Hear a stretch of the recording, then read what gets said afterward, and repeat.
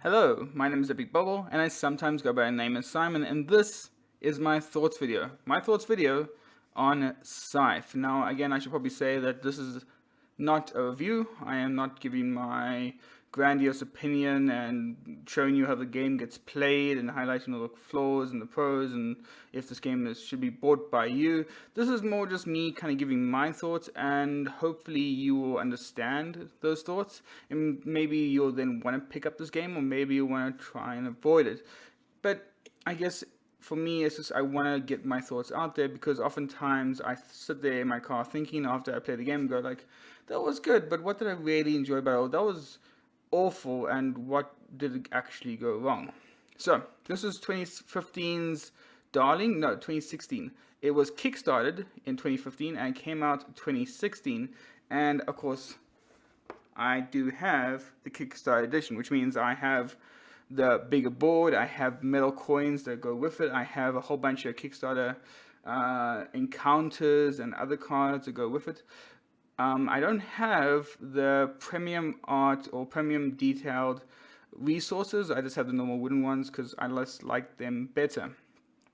So, what do I think of Scythe? Well, basically, I kind of think it's average. Now, I know for a lot of people, Scythe is their grandiose baby. They really like it.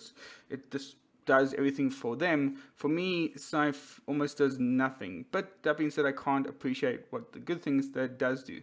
Firstly, let's just talk about the artwork by, let me make sure I get this right, Jakub Rosasky. I'll probably get it right eventually. But the artwork, holy hell, is this some of the best artwork I have seen in my entire life. He has done such a great job kind of bringing this world to life, and it's just all over. It's on your player mats, it's on your encounter cards that you kind of get, and you kind of go through it, and each one just tells a story. It's like, it's beautiful but depressing at the same time. It makes you think, is this Russia currently today? It really does tell you so much about the world simply in these cards, but also just the way it's presented, and it's complemented so well by a lot of the iconography that the game comes with. Firstly, the graphic design and the way it mixes with the artwork is truly phenomenal. There's nothing, you don't ever feel like you're getting lost or confused about what you're actually doing. Even something like a player board, which looks fairly complicated from the outset, is actually kind of simple. You have your 4 actions, and then you have basically the cost at the top, and you then have the other cost if you want to do the other actions. And that's about it. And I think that that is fundamentally fantastic. I think Jamie from Stonemaier Games has done a fantastic job of making sure this game comes to life. It's unfortunate, though, that the mechanics themselves aren't actually quite good. It's not to say the game is bad. This is a very solid game. It's more of a case of nothing's great. This is a game, it's almost become a joke in my group where we say that this is a completely average game, so everything we base our opinions on is either better than Scythe or worse than Scythe. For me, this is a straight 5 out of 10. Obviously, the artwork and stuff sells it, and I am a fan of artwork, but it's a lot of the other stuff that doesn't do it. For me, a lot of the mechanics that are involved in this game of economic management and such just tends to be done better in other games. So, let me just show you one of the examples of what I kind of dislike about the game, and that really is how you kind of do your turns. You're going to just be doing one action per time, and you have to switch between the actions each time. The trouble with that is it often feels more of a grind or a slow hump than anything. If I'm trying to get somewhere across the board, I'm going to be having to do my movement action 3 times perhaps, but I can't do that continuously unless I'm playing the one faction. So oftentimes it's like, okay, well, I'm going to move, and then I'm going to like get to popularity, and that's it. Those are my 2 actions. Thankfully, that does mean the game actually takes quite a short time. I will say that for what it is, a grandiose strategy game, it actually plays fairly quickly, and that is greatly appreciated. A lot of the other stuff comes down to simply this balancing, and a lot of the stuff comes down to simply nothing ever feels quite rewarding enough. The idea of putting out a mech for the first time feels great, but then almost every other time you play the game, it's as if, well, putting out mechs is something you have to do. And that's not great for anyone. It's kind of like, oh, I need to get my people across, I'm going to put out a mech. Or, oh, I need to now build a mine. I need to build the buildings because that's the way that's the way I'm going to get victory points this game. And then you kind of just have to do it anyway. There's no real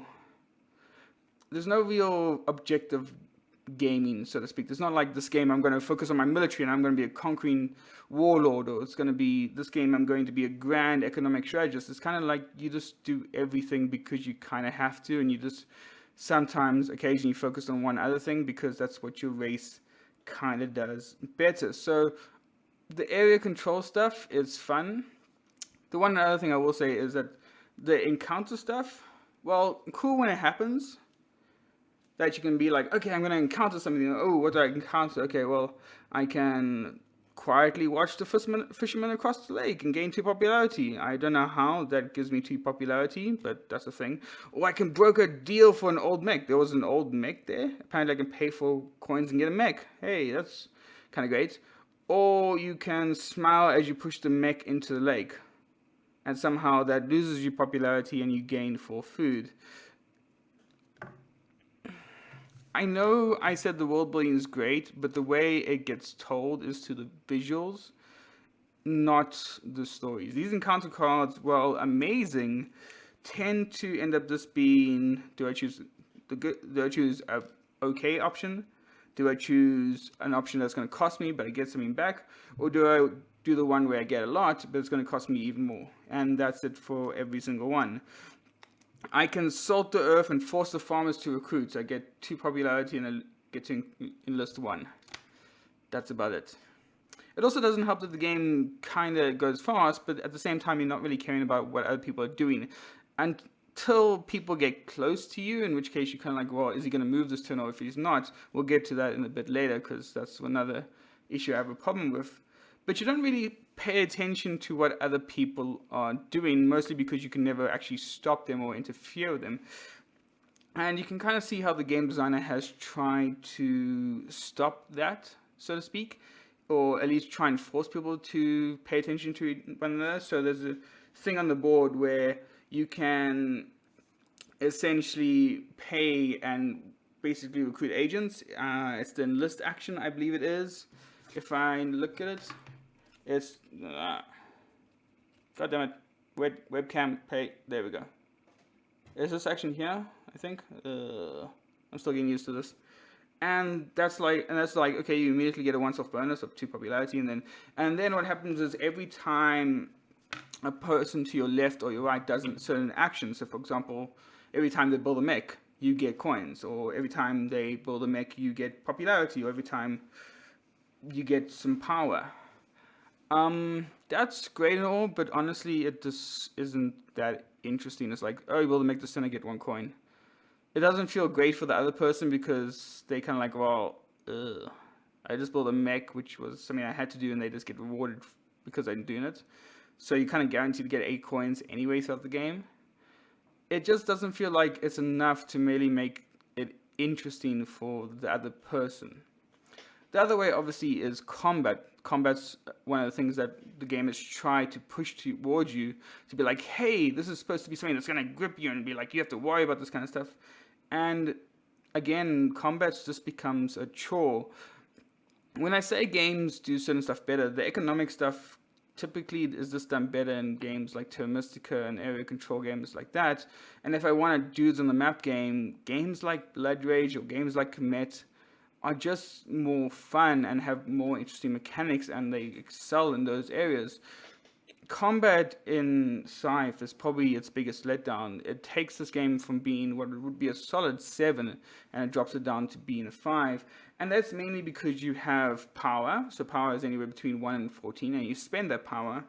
And when you go into combat, and then obviously you can add combat cards, which we'll get to in a bit.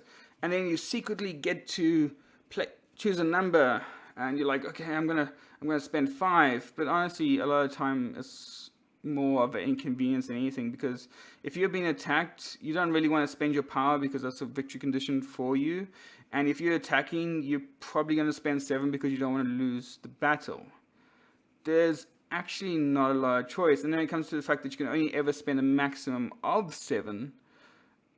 So that starts to become little. And then you're like, okay, well then I have to rely on these combat cards that you can get. And these range from anywhere between 2 extra power or additional 5 extra power.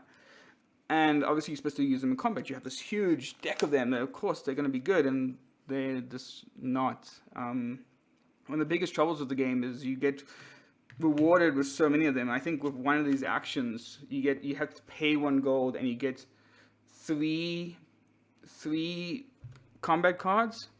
Great, but you can only ever use 1 or 2 or 3 at most, and chances are you're only going to be using 1. Essentially, you can use 1 if you have 1 character or 1 mech there. You can use 2 if you have 2 mechs or mech and a character, and that's fine. But then you're still getting 3 a turn. Combat never happens, so it almost feels like a waste. There is one faction that allows you to spend these in the case of resources, and holy crap! I think in the tournament scene that was just a better faction. They just did, I think on average, they did 5% better than all the other factions, and that kind of tells you something. Combat is a drag. It makes it even worse when you actually lose combat, that all your mechs and stuff goes back to your home base. So now all that plotting that you have to do to move your mech into the area is now wasted, and it's even soul crushing because originally you can build your mech where you have workers. So now what happens is you obviously lose the fight, your mech goes all the way back to your home base, and you want to, if it would be better if you could just move a worker and quickly build a new mech in maybe an area adjacent to where you lost, so you can quickly get back into the fight, but that's never actually happens. It's not great. The game also kind of ends on a slump. The popularity track is fine. You have to get 6 stars, but then even if you get 6 stars, you're not actually going to win the game because it's all based on numbers. And it's, again, fine, but it's so lackluster. It's kind of it's like driving a car down the highway. You get to your destination, and that's it. You got to your destination. It's like kind of driving to work. You got there, but it doesn't feel fulfilling or winning in the end. Now, I could probably go into much more depth with how I'm viewing this game. But for me, Scythe really is just average. Its economic system is average for me. Its combat system is average for me. The world building and the story it tells sometimes gets fallen flat, but other times excels because of the art style. And I already have the first expansion, which adds 2 new races, and yay, I can't wait to play with those. But I haven't played with those because my friends don't want to play this game because they kind of feel the same thing. It's not that interesting. I'm hoping they're bringing out the airships expansion soon, and I'm hoping that's a bit better. But I'm not sure if it's going to be. There is, and again, a bigger expansion coming out next year. At least that's the rumors. But again, is that really going to push this game into a favorable territory for me? I really wish I did like this game as much as people go on about. It maybe is because I've just played a lot of games, so I have a lot of choice. So when I kind of get matched with a game that doesn't really grab me in any sort of way, I kind of tend to almost belittle it. And I think that's maybe what's happening here. But yeah, those are kind of my thoughts. At the end of the day, Scythe is okay. I can see why a lot of people love it. But for me, it is simply average. Anyway, I would like to hear your thoughts. If you enjoyed this video, leave a comment, maybe like this video. If you want to see more of this stuff, please hit the subscribe button. I just love to have more people and love to have more interactions. Maybe Scythe is that game for you. Maybe Scythe was that 2016 explosion of everything you wanted in a game. I would love to hear from you. Of course, don't worry, I will be bringing out more videos, some good, some bad, some sort of videos that maybe just are similar to this, where it's just me rambling, but hopefully you get the idea of what I'm thinking about this game. Anyway, thank you so much for watching. Bye-bye.